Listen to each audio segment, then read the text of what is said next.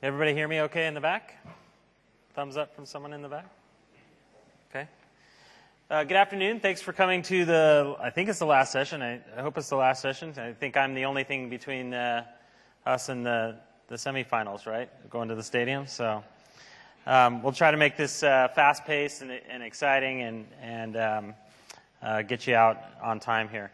So welcome again. Thank you. My name is Tim Hewer. I am one of the program managers working on the XAML platform at Microsoft, specifically working for the past couple years on the Windows Runtime XAML platform for Windows 8 and Metro-style application development.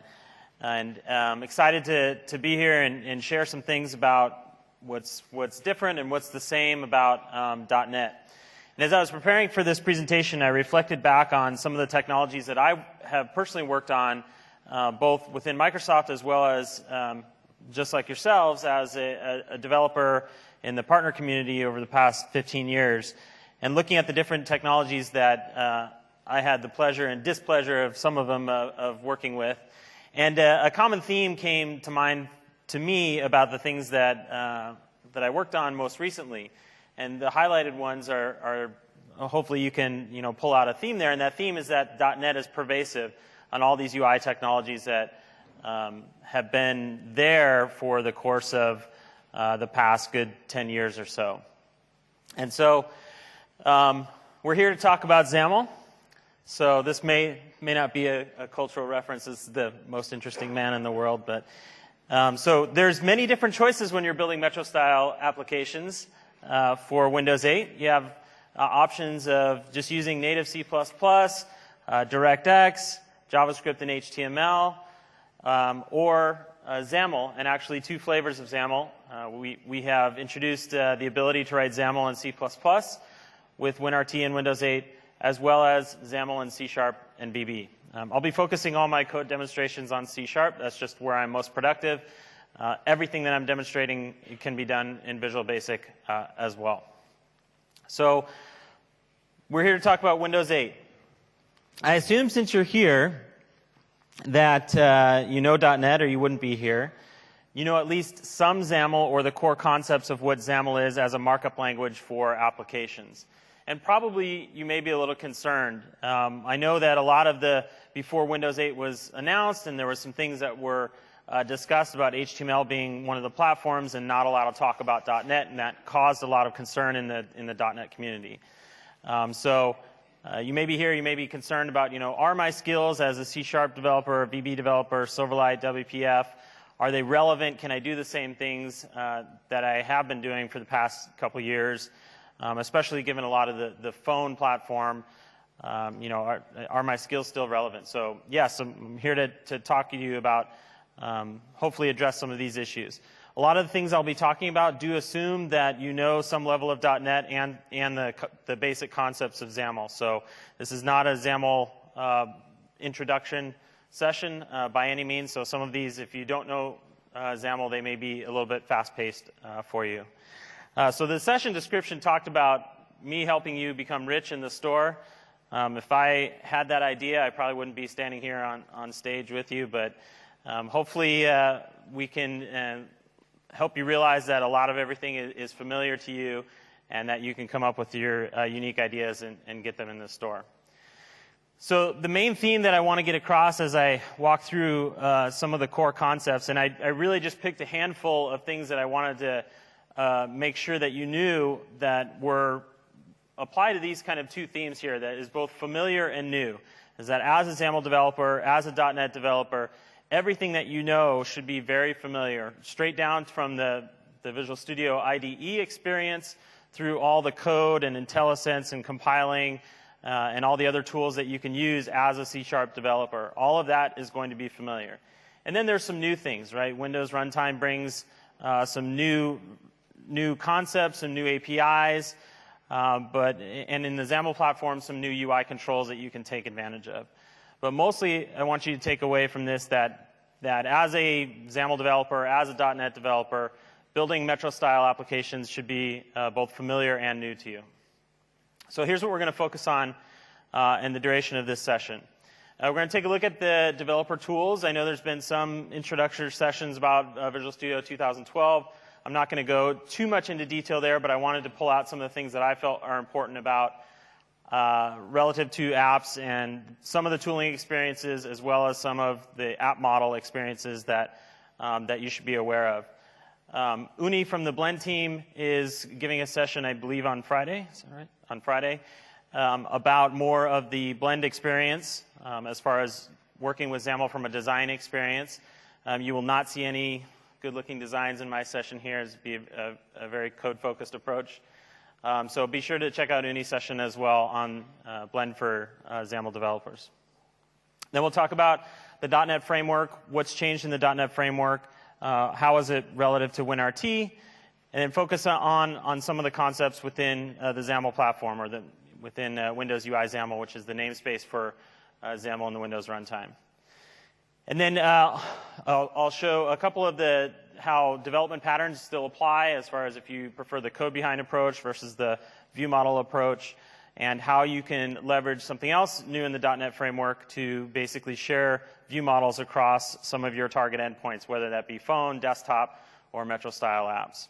And we'll take a look at some data and resource management, some of the two things that are fairly new here.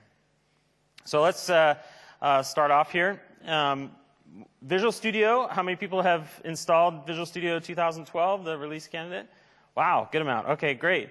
So you should, at this point, at least realize that it's the same great IDE experience that you've been used to over time. Nothing has changed other than the colors, the controversy of colors, right?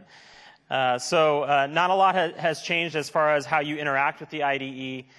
We do have new project systems with regard to Metro-style apps, but everything should be still familiar to you. This is the same great level of support that you have in the C# and Visual Basic languages for .NET, all the goodness and IntelliSense and the code experiences that you're used to.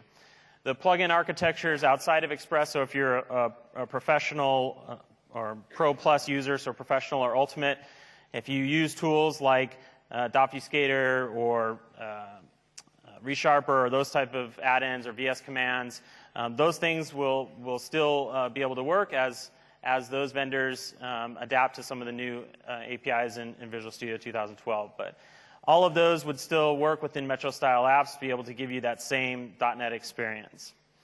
Now, one of the new things, and again, Uni will cover this a little bit more in depth, I'll just show it briefly, is that typically as a XAML developer, you usually have probably had two tools open, Visual Studio and Blend.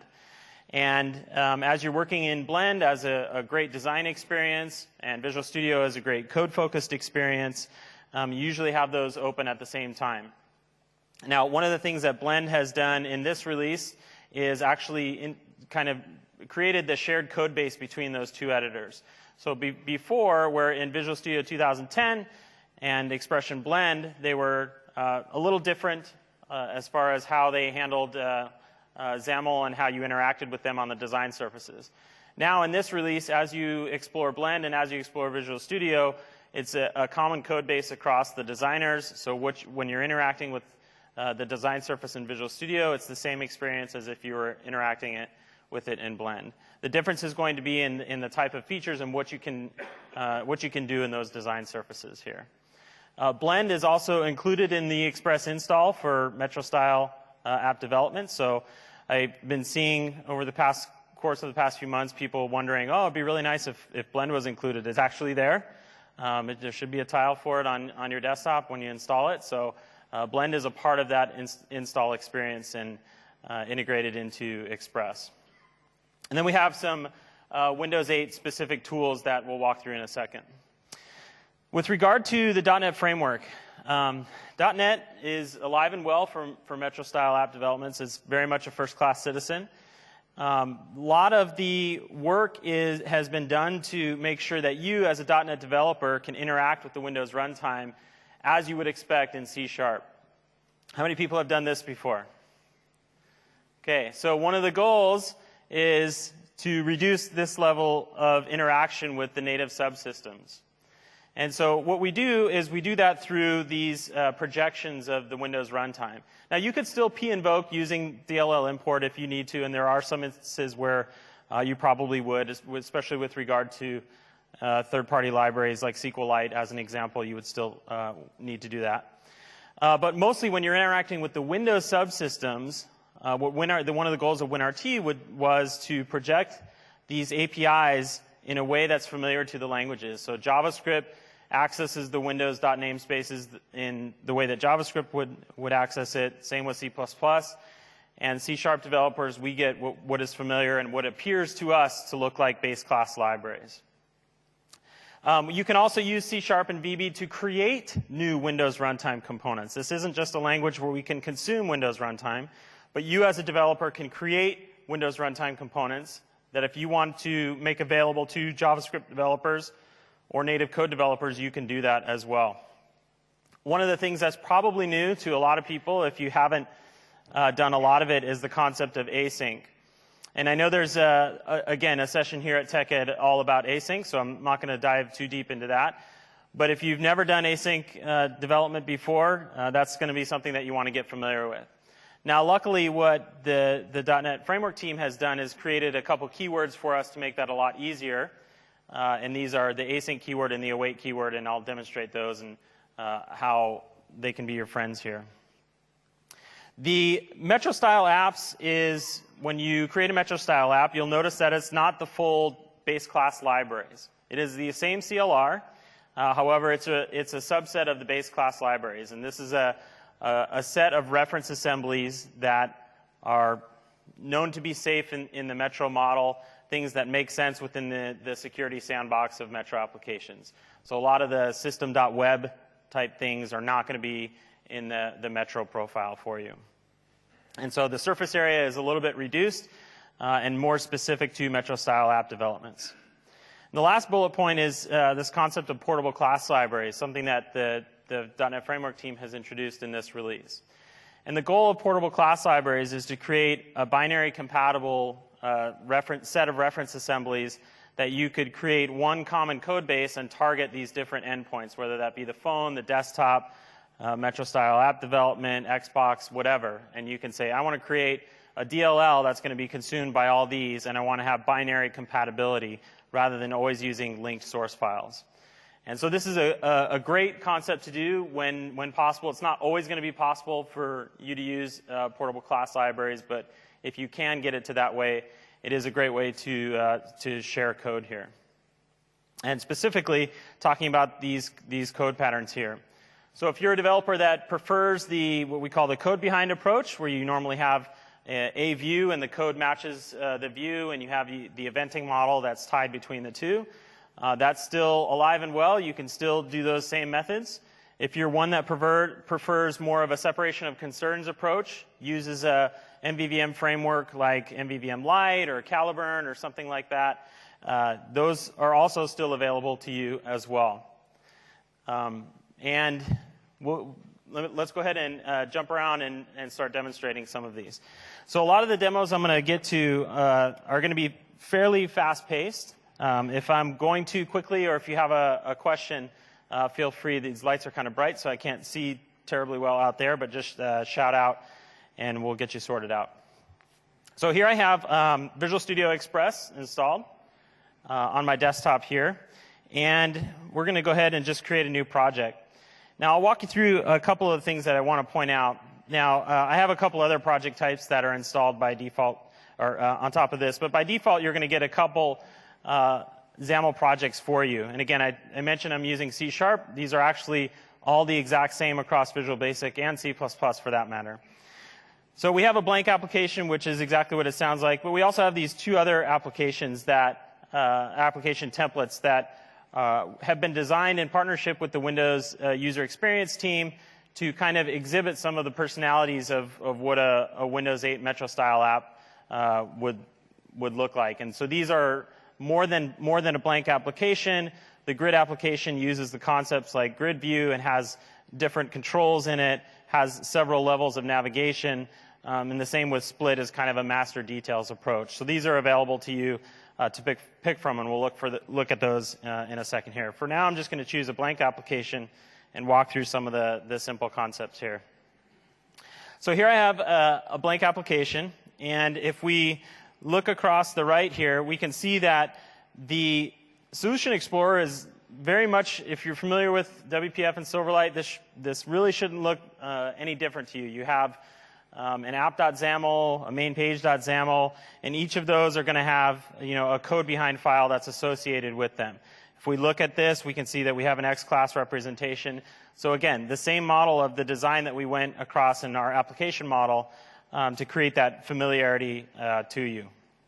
Now, a couple new things that are here, even in blank. We call it blank, but it's not actually blank, right? So we do have a couple of things that are included in all the templates, and these are required. We chose the bare minimum required so that you could actually compile a Metro-style application and run it. The one thing that I'd like to draw your attention to is this manifest. Now, the manifest is exactly what it sounds like. It's a manifest that describes more metadata about your application and about your the capabilities that you want to declare in your application.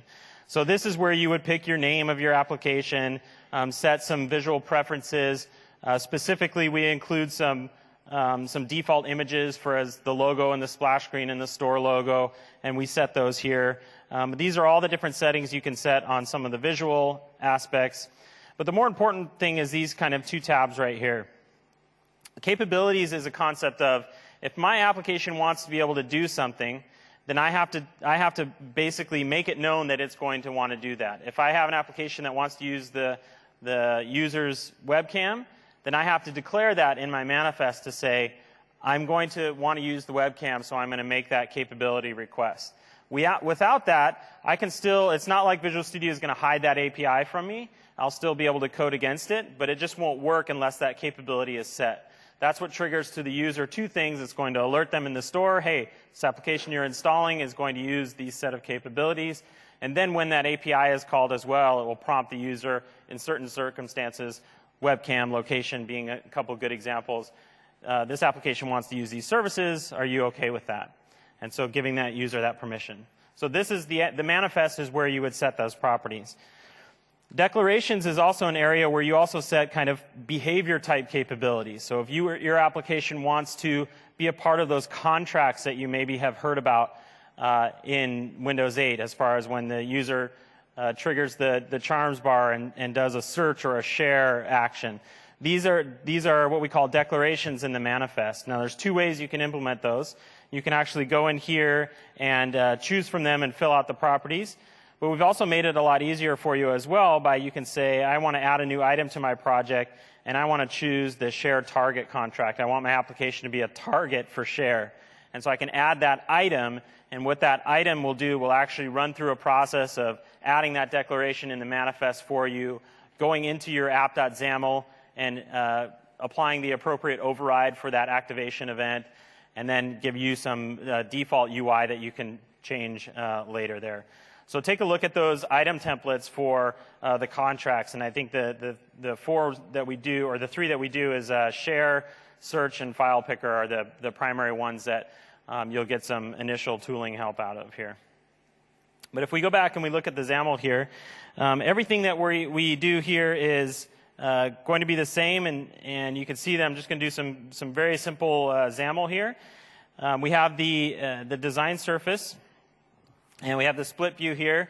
One of the cool things that we have is this concept of a device window. Let me just bring the design view up. Oops.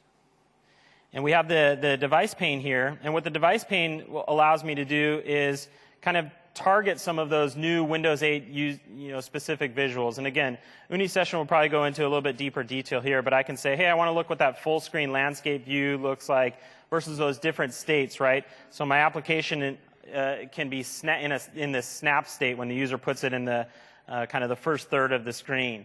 And so I can change that device panel and click here, and the design surface will kind of give me a visual representation of what that will look like.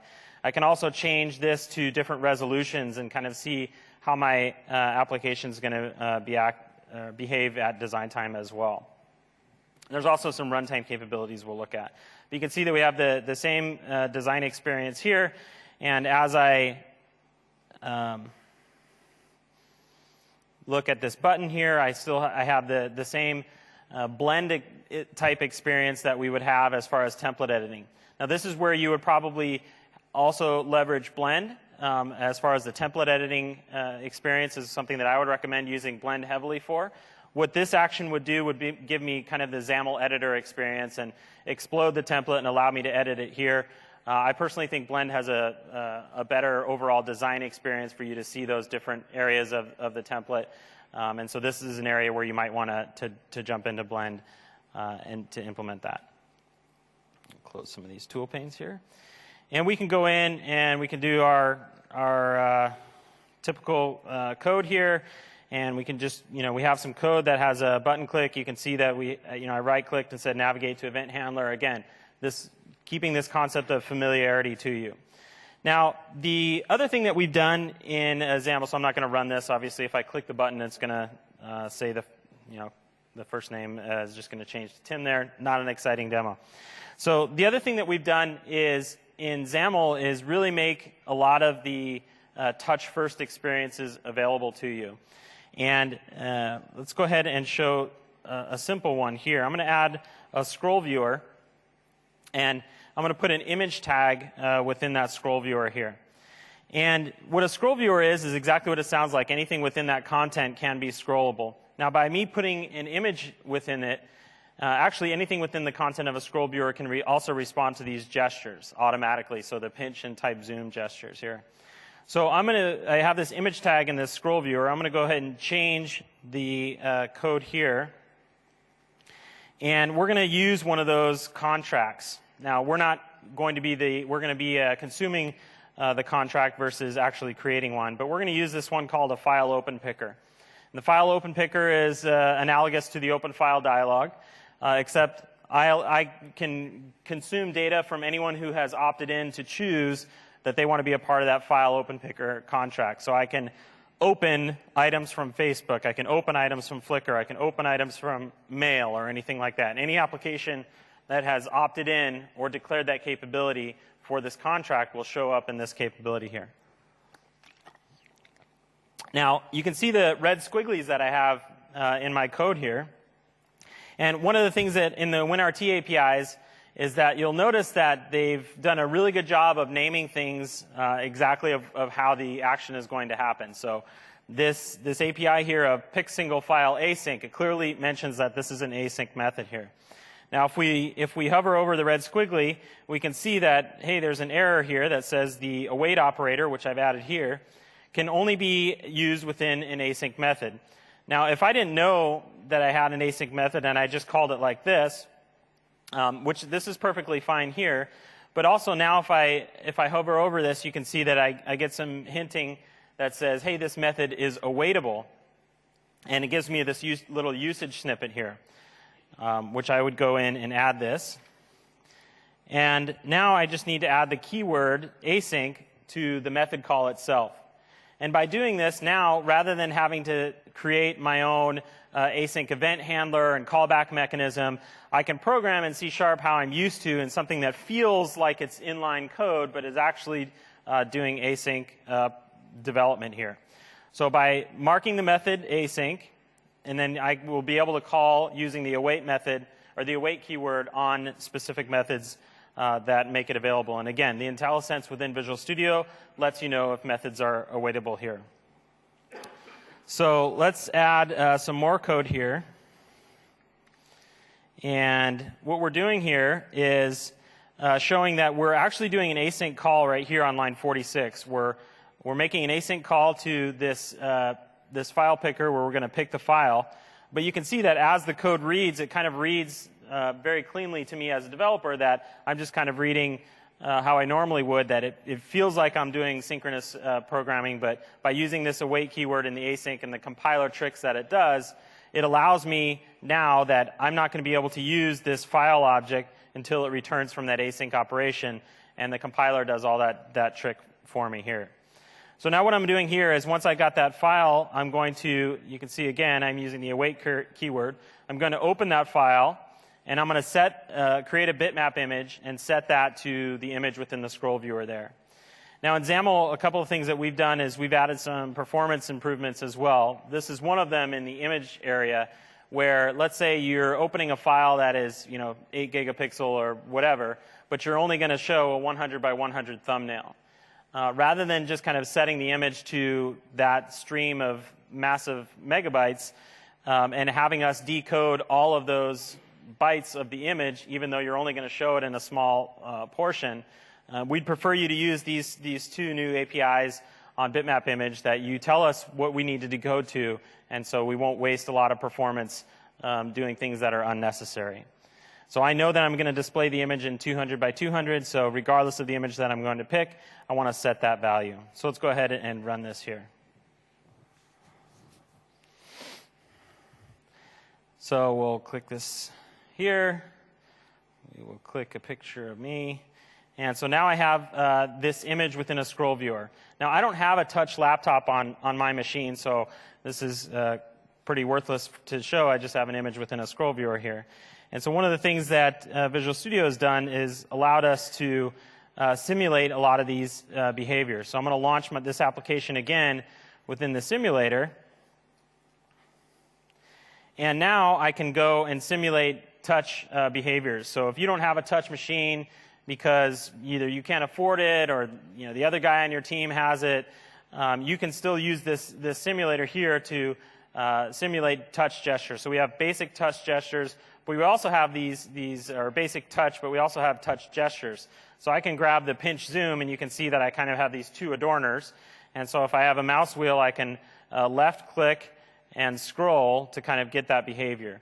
And so I'm getting this gesture support because this is in a scroll viewer, and I automatically get that pinch zoom and other gesture support. And I would get rotate as well if I developed for that. So using the simulator as something that can really help you out is something that is very helpful for you. Okay, so now, my mouse. Of course. So now what I'm going to do is let's talk about some development patterns I mentioned here. So I'm going to open up Visual Studio Ultimate. I mentioned the portable library project. So we're going to first create a portable class library here, and we'll just use the default name. Now the reason why I'm using Ultimate is because the portable class library project is not available in the Express SKU. It's in the Professional and above SKUs. And you notice when I say I want to create a portable class library, the first thing it asks me is what target frameworks do I want this to target? And these selections that I'm making here are going to dictate the reference assemblies that are going to be available to me as the developer. So I can say, hey, I want .NET 4.5. These are the defaults here. I want Silverlight 4, Windows Phone 7, etc. The second I start making different choices here, so if I want .NET 4, but Silverlight 5, it's going to give me some information saying, hey, everything that you've chosen is going to apply, so we're going to add certain things on there, or it will tell me that I can't choose those combinations. So I'm just going to accept the defaults for now. And we're going to change this. We're going to create a view model. So we're going to call this the person view model. And we're going to add just, so in our view model, we need to implement iNotify property changed. So this is the same thing that you would do in WPF or Silverlight to kind of create this separation of concerns here. So I've just created this view model, which is kind of the intermediary layer that allows my UI to talk to my data through this middle layer here. And I have an application that I want to target in Silverlight as well as a Metro-style app, but I don't want to write code twice. I want to create the same view model once, but just different UI representations on top of that. So I'm in my portable class library. I've created my view model here. And we're going to add a couple other things here. We're going to add a delegate command, which is just an implementation of the iCommand interface. And then we'll go in here and implement that. And really what we have, so we've got this view model that basically has a person's name and has an event, a command. And this event is the save person command. And just for demonstration purposes, I'm just doing a debug write line to the output here. Obviously, this would be something that you're saving back to a database here. And so now what I'm going to do is build this, make sure it compiles. And I'm going to add to this solution here, I'm going to add a Metro style application. And we'll go into, first set this as our startup now. And so in this Metro style application, we're going to add a couple things here. The first thing we're going to do is actually add a reference to the portable class library. Now I'm doing a project-to-project reference, but you should recognize that by doing so, I'm actually doing a binary reference, right? I'm not doing a linked source file.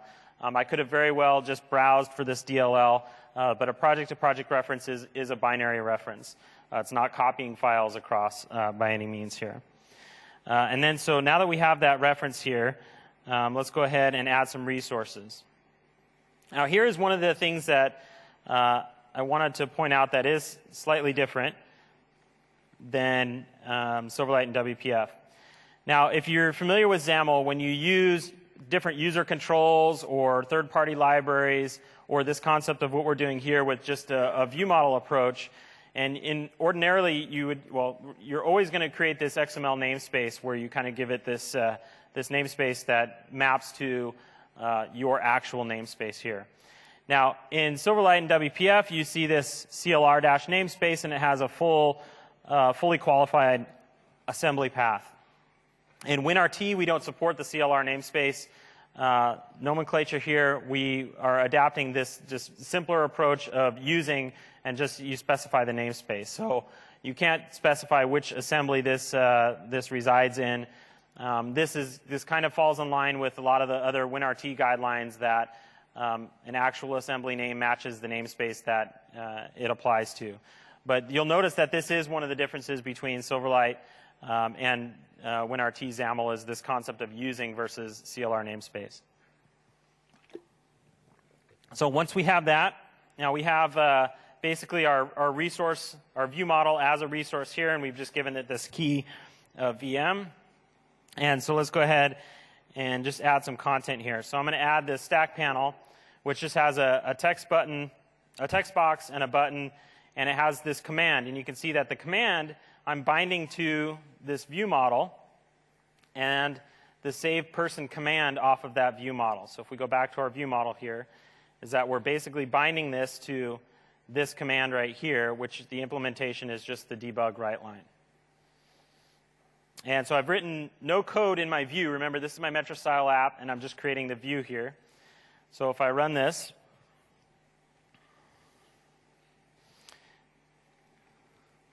and I click the button that's save, in theory this would go back to my database, but we'll just look at the output here, and we'll see that we were able to see the output that the command was hit and everything works fine for us.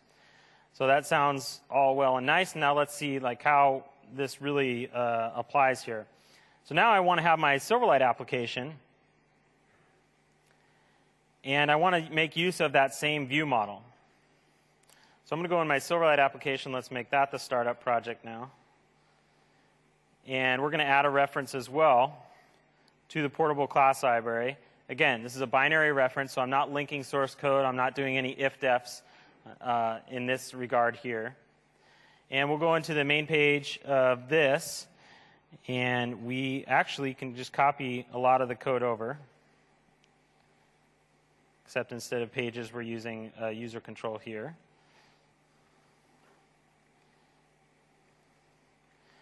And we will have to add the XML namespace.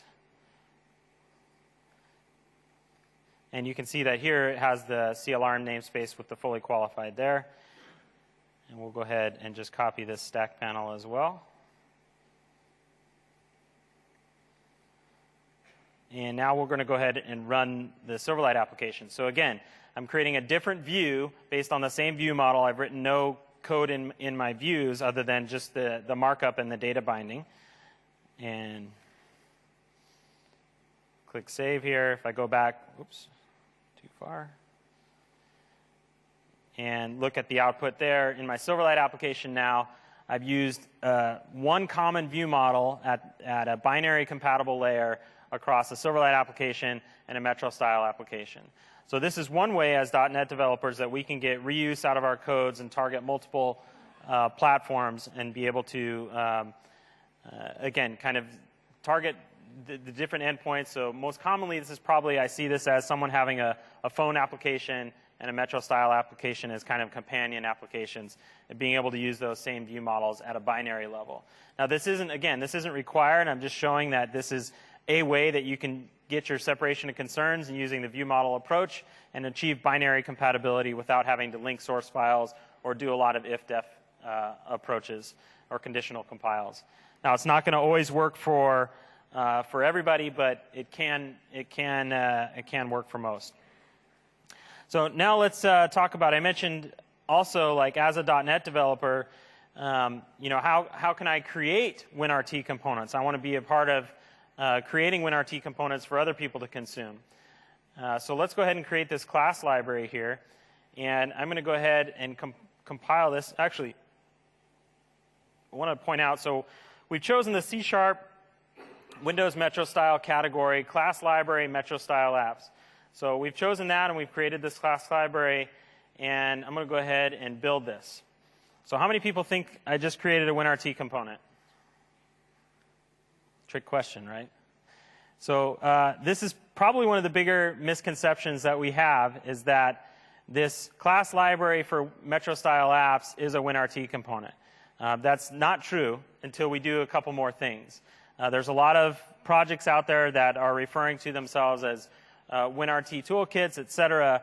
Unless you are actually compiling and targeting the Windows runtime as your output type, you are just creating a traditional .NET class library that can only be consumed from .NET.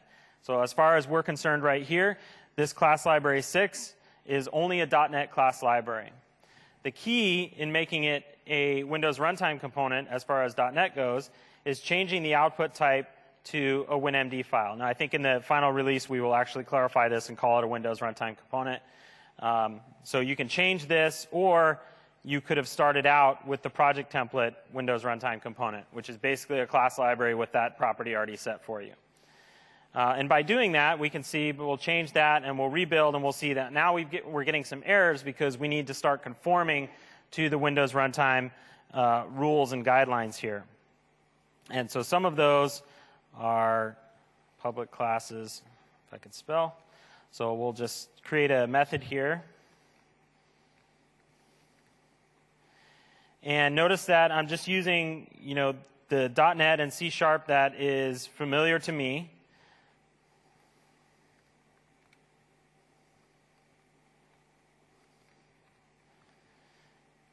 And I'm going to build that. And so now I have now I've produced a Windows runtime library using C#. So now we can consume this. Now we could also, if I was writing a class library where the only consumer was going to be .NET, you should think hard about whether you need to actually create a Windows runtime component.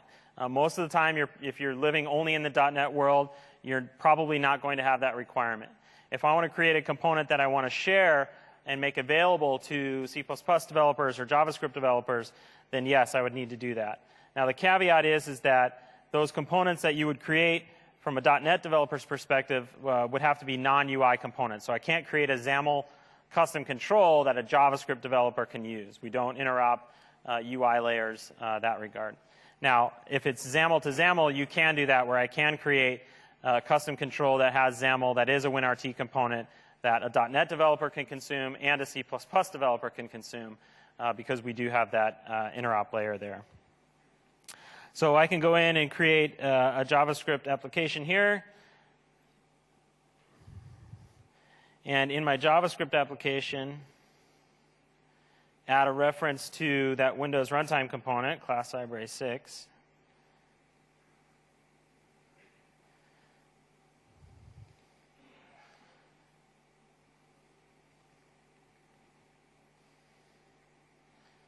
And just add some script, which you can see that this looks familiar to JavaScript developers in their, in the JavaScript language, but to us, it's just going to look exactly how we would in .NET as creating a new instance of that. I would actually be able to get IntelliSense on this as well. If I look at this and say WinRT, you can see that it's projected as the JavaScript language syntax of a lowercase, a camel case type syntax here. But now as a .NET developer, I can leverage my skills and be able to create a Windows runtime component that's consumed by JavaScript. So I could say Tim, and it just outputs, hi, Tim. So this JavaScript application reached out to the CLR, executed my method, and returned the value back. So this is a simple thing. You could think of other things that maybe wanted to do some processing of something that faster number processing or something like that, or image manipulation. But you can use your .NET skills to be able to do that and create that Windows runtime component there.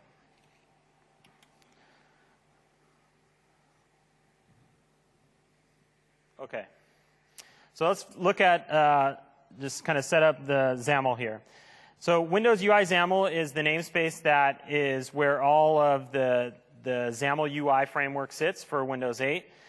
You should think of anything that was previously like in system.windows is probably now in Windows UI XAML. That's not a 100% case, and the main reason being is that there are things that were common to the Windows runtime overall layer that were moved into higher up than the Windows UI XAML namespace.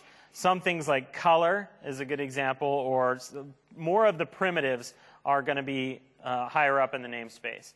But again, from a control standpoint, from a UI that you're going to build, you could think of the analogy of system Windows is now Windows UI XAML. So these are the same XAML primitives. So you think of buttons and text blocks and text boxes.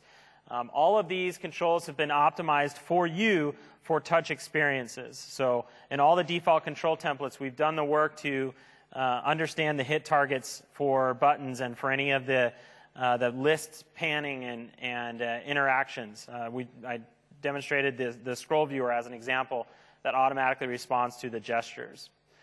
In addition to the primitives that we also have some new ones that exhibit some of the more Metro-style app development kind of personalities.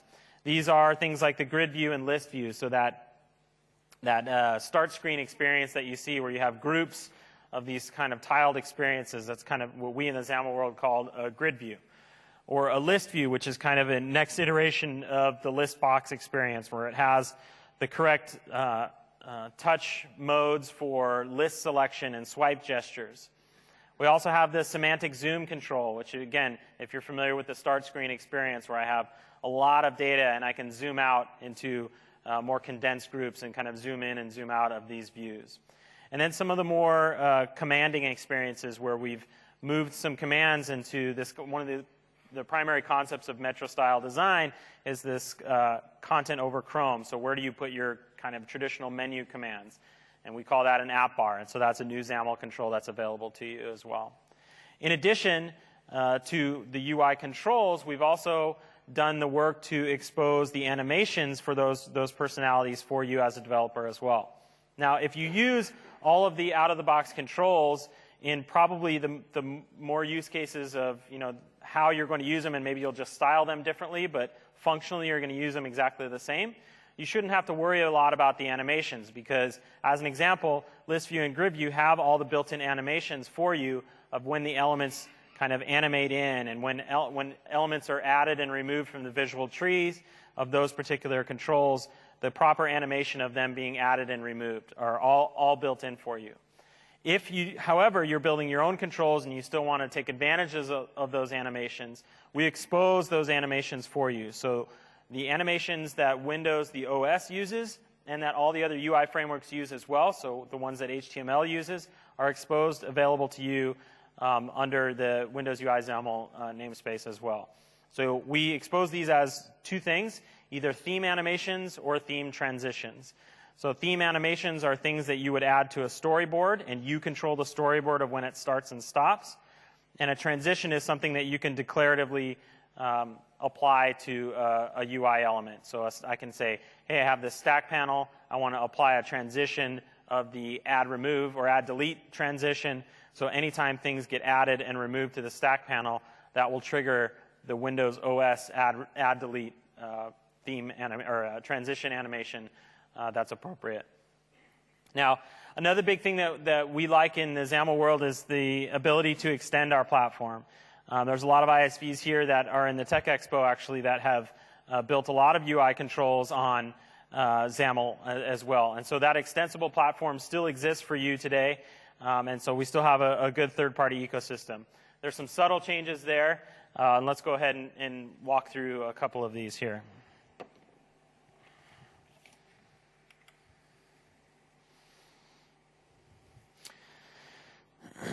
Okay, so I mentioned first that these kind of default templates, and let's take a look at the grid application to talk about some of these new controls that exist. So I'm going to choose the default grid application template, and I'm just going to run it locally here.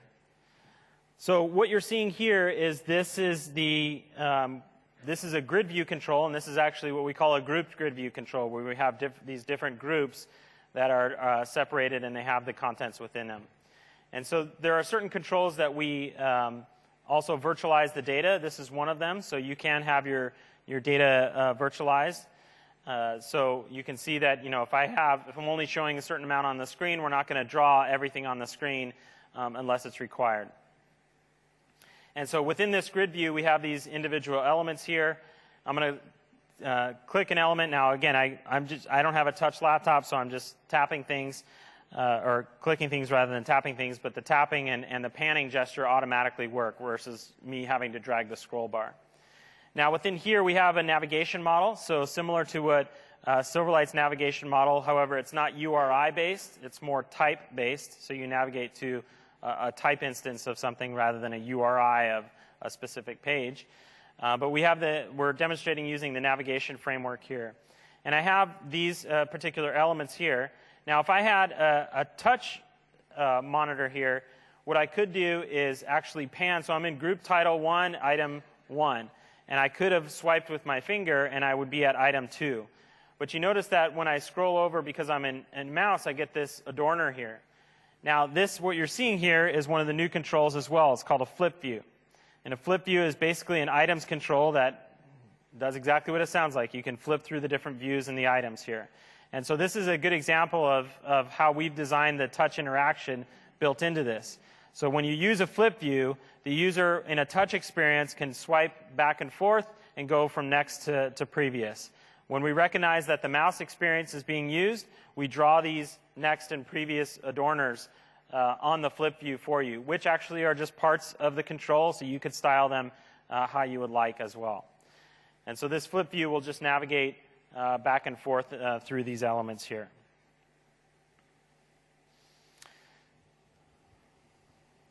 Now, I mentioned custom controls.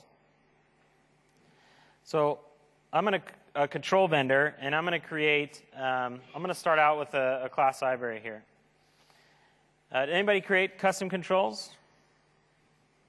Maybe you didn't even know it, but you were? Okay. There's to draw a distinction between what I call a custom control versus a user control.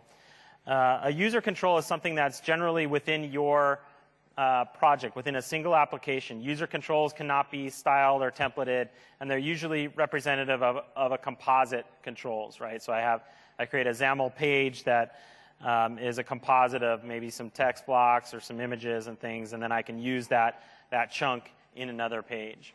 A custom control takes that same concept a little bit further with the idea that I'm going to distribute this across multiple projects, right? So a custom control defines a specific template. It can be styled, it can be themed, and it can be distributed. So some of our partners that are here, like Telerik and Infragistics and DevExpress, they create custom controls for us as developers to consume.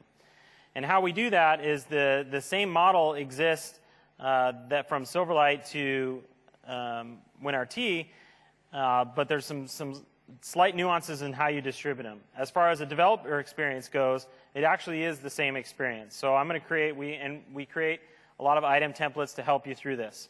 So we start with a class library, and I'm going to add an item called the templated control. I'll just keep the default names custom control.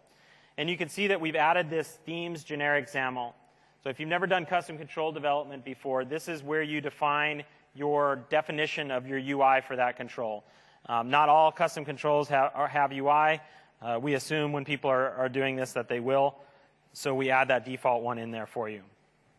Now what we're going to do here is, and you can see that in our custom control one, we say, hey, you're going to get your style from this style key called, or that applies to custom control one, which we can see here, the style key applies there. So the other thing that we've done is we've tried to make it, again, this concept of familiarity. So I just used the prop.dp snippet in Visual Studio, which is the same snippet that's been used in WPF and Silverlight. We've actually just revised it to make it more specific to Metro and I guess easier overall for everyone to use. Only one property has changed, but overall the concept is the same here. So I'm going to create a dependency property. A dependency property is a property that can participate in binding and can, it's usually the default type of property that you create when you're doing custom controls if you want people to be able to set it through binding. So I'm going to create a dependency property called default color. And again, I'm just still using this snippet here. And there's that last property metadata. In mine, I'm not using that at all, so I'm just going to set that to null. So what I'm doing is I'm exposing this property called default color to my control, so someone that can be able to use it in binding or in code setting it as well. So I'm going to make that a part of my default control template as well. So the first thing I'm going to do is I'm going to set up just an initial color, and we'll say Bisque sounds good. I was going to pick Azure. This is the only Azure I would show in the presentation. But so we'll set this initial color here, and now in our control template, we're going to set the property of default color. You can see that I get that IntelliSense experience. The Blend team has done the work to reflect upon, what are the dependency properties I'm doing in my custom control. So I'm going to say, hey, that default color, the value you're going to get from this static resource called initial color. And then I'm going to go into my control, and instead of background binding to background, I'm going to say you're going to get your property from default color. So again, from a developer experience, this is the same that you would do in Silverlight or the phone. And now I'm going to add a new project to consume this. So I've just created this custom control and set this as the startup. And now I want to use that control. So I'm going to add a binary reference. Again, I'm just using project to project here. And so I'm going to add a reference to class library 7, which is where our custom control lives. I'm going to go in my main page here. And the same thing applies how we were doing user controls before, or with the view model. We have to give this a namespace. So we'll just call it controls. And we'll see IntelliSense gives us class library 7, so we're able to use that using concept. So let's just create a stack panel here. And we'll say controls, custom control, width is 200, height is 200. And let's create a second one, same size. But we'll use our custom property here. You can see that now I have default color, and because I said it's a solid color brush, again, the Blend team in IntelliSense has done the work to say, hey, I know what kind of dependency property this is, I know what type it is, I'm going to create a good developer experience for you. And so we'll just choose blue here. So again, I didn't promise any wondrous UI here, but I should show, and blanched almond doesn't show up very well on the screen apparently, but here's our custom control, which is basically just this default border here, and I'm able to consume that. Now, if you recall, in our custom control, I had this specific solid color brush here that had a key value of initial color. Now, let's say for some reason in my app, I wanted to use that brush in other places as well. So I'm reading the documentation that was provided to me by my ISV that says, hey, we've got this control, but we've also got these other resources you can use. And I say, wow, this this initial color sounds good. I'm going to change this so we can see it better. And I want to use that in my application in other places. So I'm going to go in my application here, and I'm going to add an ellipse, and I'm going to say I want the fill to be this initial color.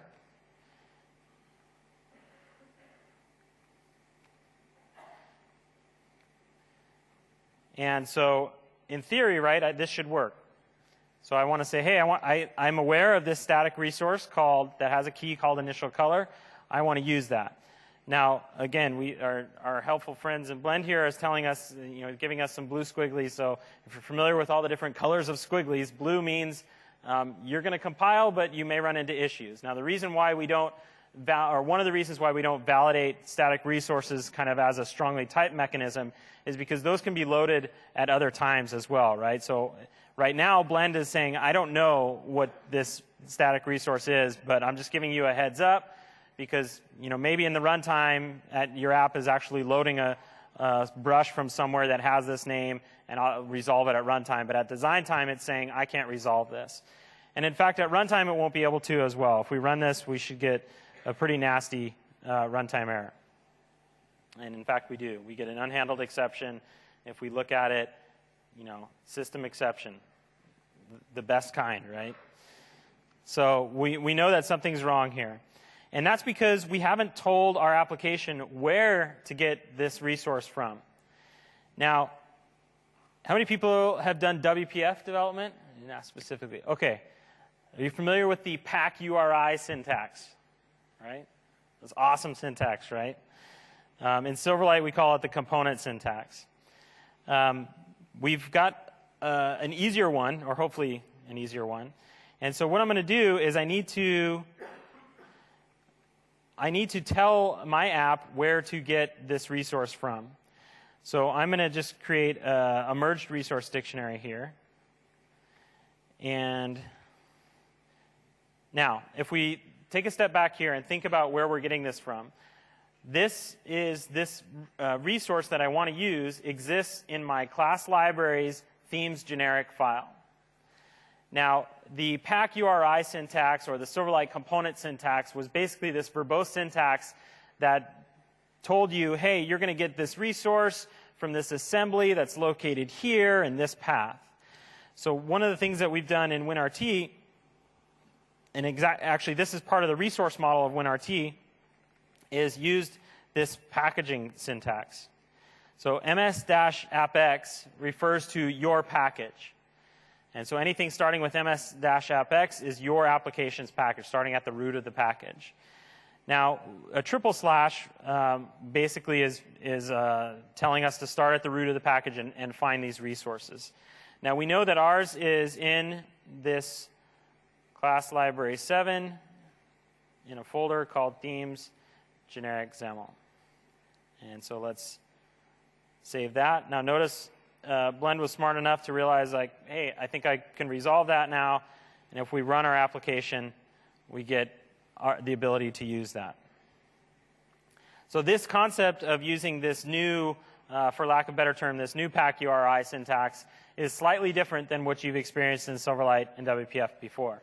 Now, you may be asking yourself, well, how does it know where to get things from? Well, let's take a look at the deployed application of App 1. So remember what we have here. We have a custom control that we've gotten from a vendor. We've added a reference to it, and now we're consuming it. How does that look when we go into our package here?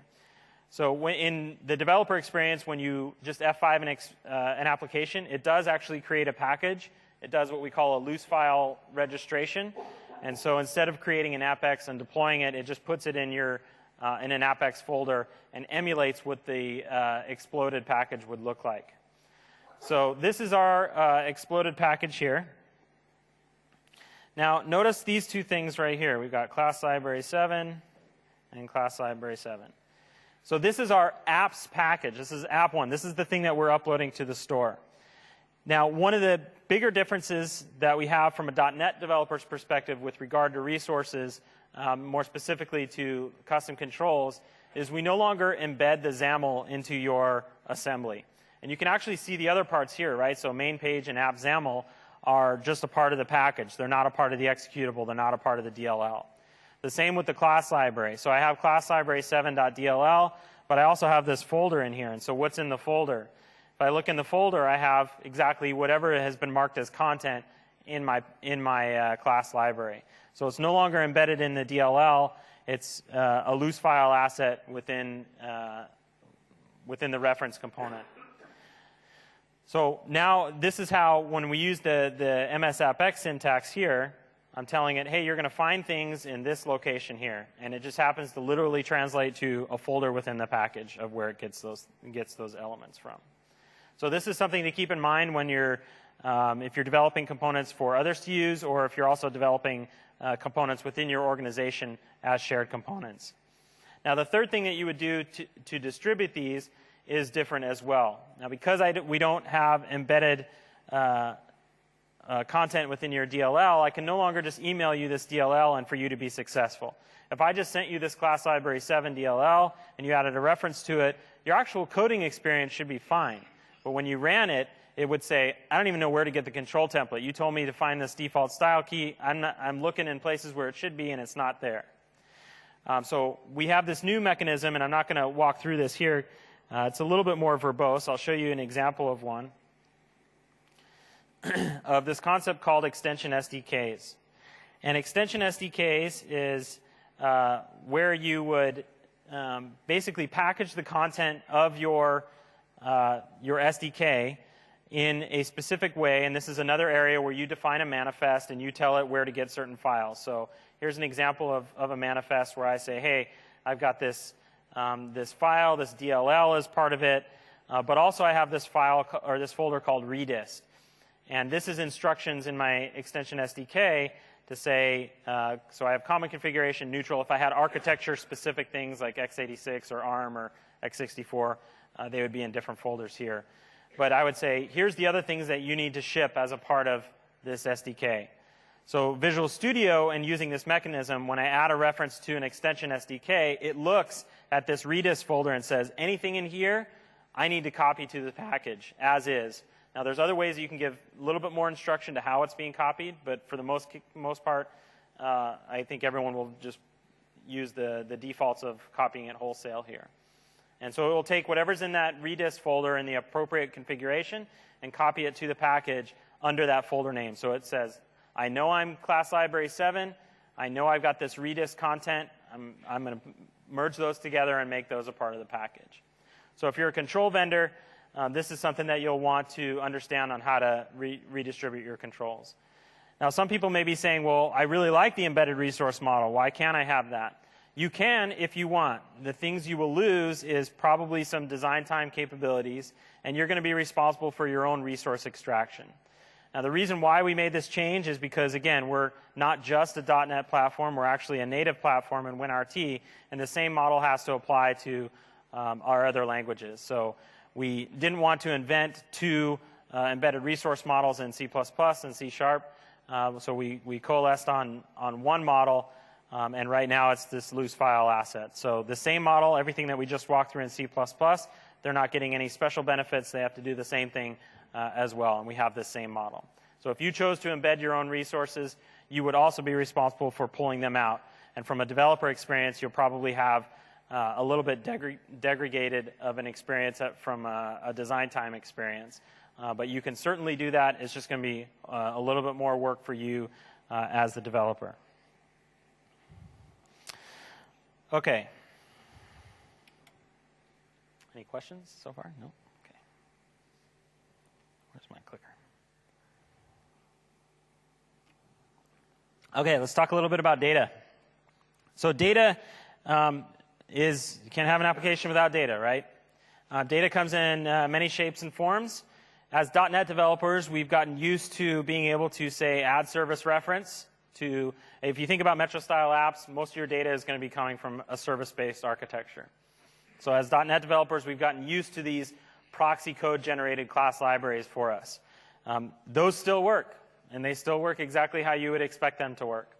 In addition, we have OData support as well in .NET, as you've had it in other .NET capabilities. Now, in the release preview for OData support, It's actually only available in the Ultimate version. However, in the final release of Visual Studio, it's not going to be available in any Visual Studio version. It's going to be a separate add-on that you can get from NuGet or the Visual Studio Gallery. So you will be able to use it in Express or any other thing, any other SKU. But for now, if you're looking to do OData within the release preview timeframe, you'll need Ultimate to get, excuse me, all the services together. This is a session from TechEd North America, the Dev 336, that you can learn about all the OData goodness. Now, other things that we've gotten out of the ability in Metro-style apps is something that a lot of people have been asking for in Silverlight is dynamic and anonymous type binding. So you're able to do those type of things easily now in Metro-style apps. This is very helpful usually when you get data that you know is going to be structured in a way that you're not storing that structure or you don't want to do any serialization. A very common example is I'm getting a JSON stream of data and I don't have a type representation of that data, but yet I can parse the JSON stream and just do a link query and say select new into this type, this new anonymous type and bind that to a list box. So anonymous type binding is very helpful just kind of for one-way type binding where you're just displaying data, but you can do that. Local storage is also possible in Metro-style apps. We have, in .NET, you're usually using isolated storage. In Metro-style app development, that's going to translate to the Windows.storage namespace. This is file, folder-based local storage that resides for your application, right? So it's kind of sandboxed to your application, not shareable in other places. There's two other structured type storage that you can use that will be supported for Metro-style apps. In the Windows platform itself, we have the ES engine, or also referred to as the JET APIs. Those are available to you. There is no managed wrapper currently to allow you to access those, so there are some open source wrappers that you could use. ES is more of like an ISAM-based database mechanism, so there's not a query processor on top of it. Our friends at SQLite, the open source project at SQLite, have worked with us and made available that SQLite will work on Metro-style app development. In fact, their latest release that they just put out a couple weeks ago supports Metro-style app development and will get you through the store certification. And in addition, there's open source libraries that work for you as a .NET developer if you've been using SQLite in other platforms to be able to query on top of that. So let's take a look at some of these data concepts.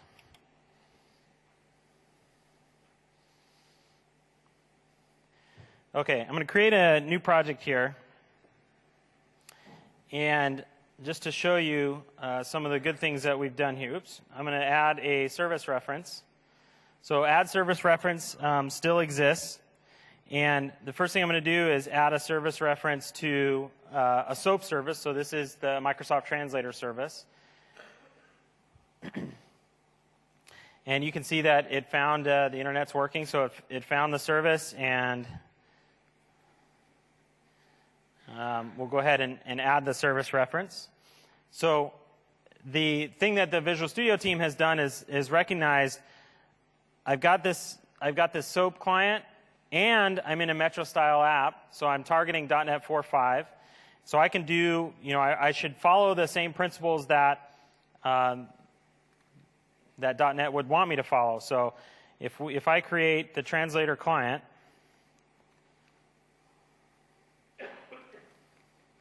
and look at the APIs, you can notice that they're all async, right? So the proxy that's generated for you is not the same SOAP client proxy that if I was in a WinForms 3.5 application.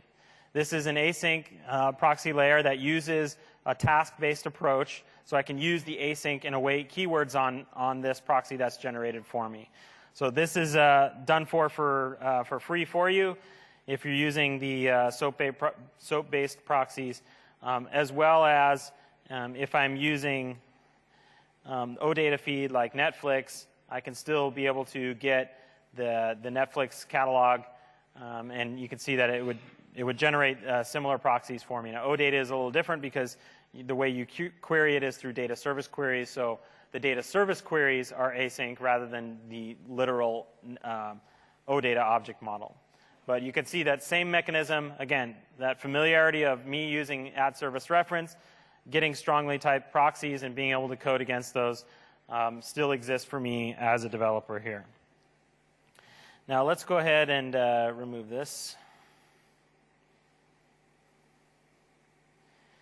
And show some data binding here. So here I've got basically a stack panel that has a list view with a data template that just shows some text blocks in here.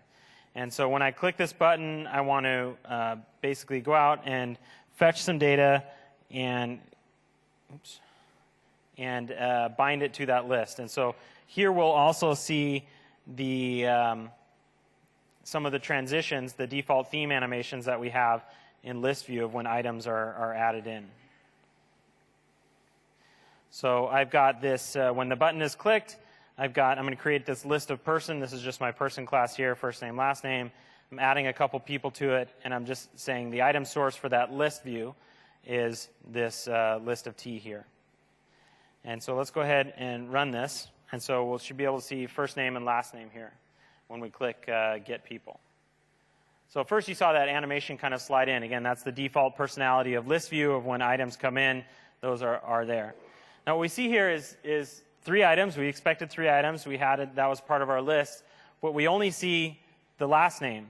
So something's wrong in our application here. So if we go and we look at the output in our application, we can see that we've got some errors here. And what we've done is we've added this new event to WinRT that basically alerts you to that a binding has failed. Now, the default templates will basically emit this to the output window as long as you're in a debug conditional compile. So we're not alerting you to anything. We're not debug breaking or anything. But you could certainly go in and add your own event handler to the binding failed event and be able to inspect this. But we can quickly go in here and say, oh, I've got binding expression errors, and it tells me I can't find this first name property, so I can go back in and correct my spelling and say, yep, I misspelled first, and run the application here and correct my binding error and get the results there. So we don't have one thing that we couldn't get to was the Silverlight 5 kind of data binding breakpoint debugging in XAML. But this is something that we felt is helpful for managed code developers to be able to surface these binding errors in an event. And again, by default, if you're using the Visual Studio templates, these will be output to the output window for you.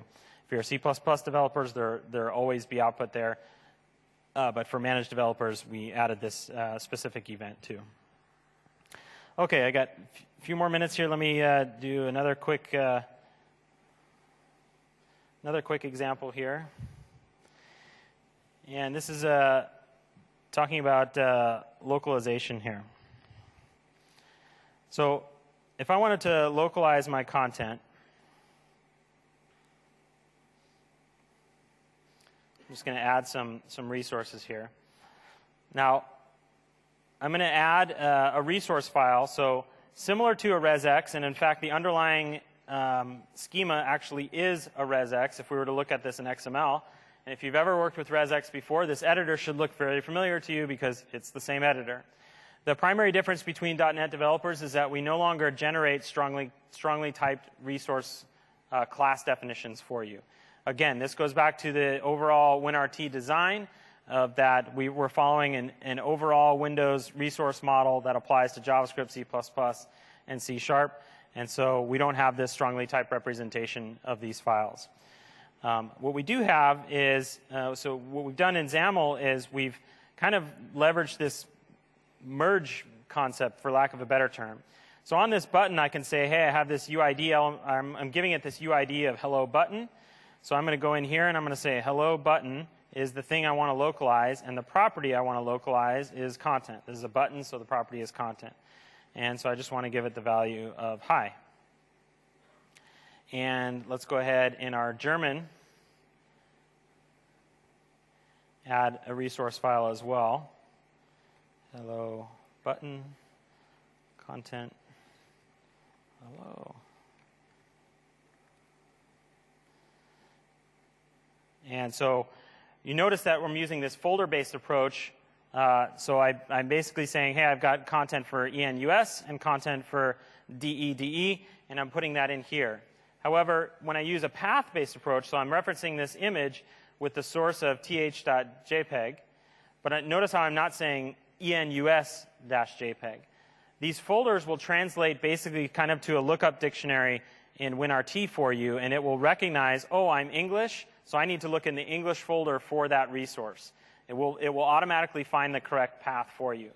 So if we run this application, we should see a picture of me and a button that says hi. Now, how do we test German? So how have you tested it in the past? Is you've probably had to install a language pack, change your regional settings, reboot the machine, or have a second machine. One of the things that Windows has done in this is create this concept of language list preferences. So now I'm on an English Windows install, but I can say my preference is actually German. So now when any application runs, it will honor my preference list as a priority over whatever my OS is installed. So again, I have an English OS, but my language list preference has said I prefer German. So when I run this, we should get our German content. Now notice that the button, we can't see Hallo wie geht's because it's not big enough. So we can easily go back in and the localizer can say, hey, wow, we need to change that. And so in the German version, they can say, hello button width needs to be a little bit bigger to show the content. We run the application, and we see the full button there. So using this XUID approach for resources allows us to kind of do this merging capability.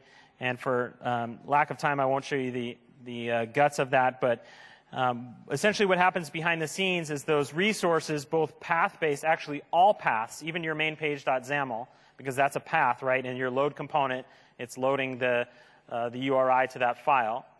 All path-based resources and anything in a resw file will get compiled into this concept called a PRI, a package resource index. And a PRI is a binary representation of your resources. There's SDK tools for you to dump that to an XML, so you can kind of see how it shows the path to your resources and how it looks at qualifiers. A qualifier is the language name, the BCP tag, or a qualifier can be high contrast. I can say, hey, for that image, I actually want to supply a high contrast image or a different scale image for the different plateau patterns here. So here's what we just kind of walked through for the resources. You can use folder-based convention or file-based. I could have named that file th.lang-dede and gotten the same approach. I think we would all prefer the folder-based. It helps you organize things a little bit better. The big difference here is just calling out, again, there's no strongly typed class generation for resources. It is something that we're looking at. We're actually looking at it to possibly prototype as an add-in. We have heard feedback about it, but we think this model is, what we've done in XAML is a helpful model that you don't always need those strongly typed resources here. So just to close up, you can absolutely use .NET for Metro-style apps and more. We saw building WinRT components, building custom controls. I didn't show building a custom control consumable from C++, but again, as long as I created that as a WinRT component, I could have added that templated control item, done a couple changes, and created a shared component that's used across all the XAML concepts there. So your skills as a XAML and .NET developer are absolutely still valid, and you'll be successful in getting apps to the store very much. So I'd like to end on my friend Sean Garrity said this quote once. The technology you use impresses no one. The experience you create with it is everything. So if you could take that away when you think about being successful in the store, is create great experiences. The people using your application aren't going to know whether it's XAML or not. Just focus on creating the great experiences. So thanks again for sticking around. I appreciate it. And be sure to fill out evals as well. Appreciate an eval to let us know how we've done here at the session. So thanks a lot.